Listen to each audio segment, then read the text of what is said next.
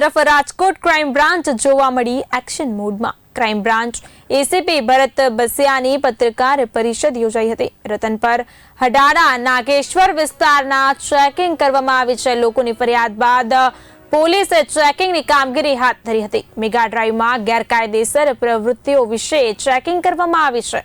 Police checking દરમિયાન 5 વિદેશી નાગરિકો મળી આવ્યા। વિદેશીના વિઝા છેલ્લા 1 વર્ષથી પૂર્ણ થયેલા છે। 5 વિદેશી નાગરિકો આફ્રિકાના હોવાનું સામે આવ્યું છે।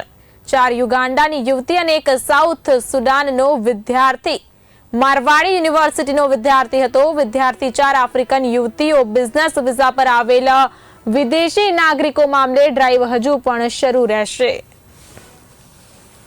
ડ્રાઈવનું આયોજન કરવામાં આવેલ। આ મેગા ડ્રાઈવમાં દરમિયાન આવા વિદેશના વિદ્યાર્થીઓ 200 થી 250 જેટલા વિદ્યાર્થીઓના રહેઠાણો ચેક કરવામાં આવેલા કે આવા કોઈ વિદ્યાર્થીઓ આવી કોઈ ગેરકાયદેસર પ્રવૃત્તિ કરે છે કે કેમ। આ ઉપરાંત આ વિદ્યાર્થીઓના વિઝા પાસપોર્ટ તે પણ ચેક કરવામાં આવેલ। આ વિઝા પાસપોર્ટ દરમિયાન જાણવા મળે કે આમાંથી 5 એવા વિદેશી નાગરિકો મળી આવેલ કે જેમના વિઝા પૂર્ણ થઈ ગયા હોય તો પણ ઓવરસ્ટેમાં અહીંયા રહેતા હોય। હાલ આ તમામ નાગરિકોનું ડિટેન કરી અને તેમને ડિપોર્ટેશન કરવાની કામગીરી ચાલુમાં છે।